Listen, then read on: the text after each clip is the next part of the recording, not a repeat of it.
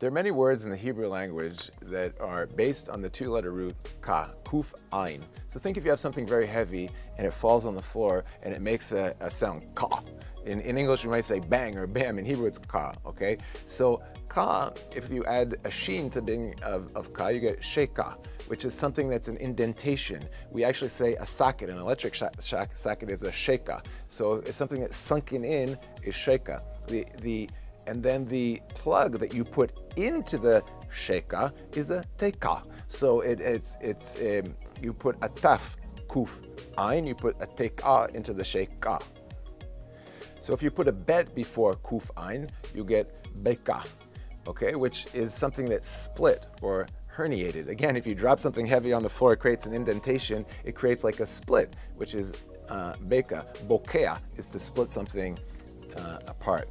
Another word that is very prevalent is kuf ayin, ka'aka or ka'akua. So that would be a tattoo that is, somewhere on your body as a ka'akua, which again is an impression or an indentation that you, of course, you have to pierce your skin with ink in order to create it. So it's the same idea of something that creates an impression.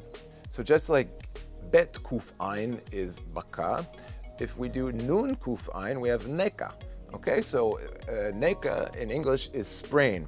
Again, beka is if you rip something apart. What happens if you rip a tendon or a ligament? You get a sprain, which is a neka.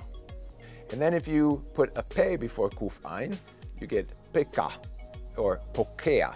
Pokea is when something blossoms or blooms. It breaks forth. If you think about that sound of the ka, something that's coming forth is bokea. In the spring, when everything blossoms at the same time, it's bokea, something that breaks forth.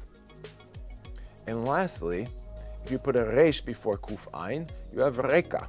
One of the words which both means background, but another word that comes out of reka is rakia, which is like the skies. So from time to time, the skies actually burst forth with thunder and create a ka. If you think about it, it's like the rakia, right? So it's a wonderful word, kuf ayin, that expresses this blooming, blossoming, things that create impressions in our life.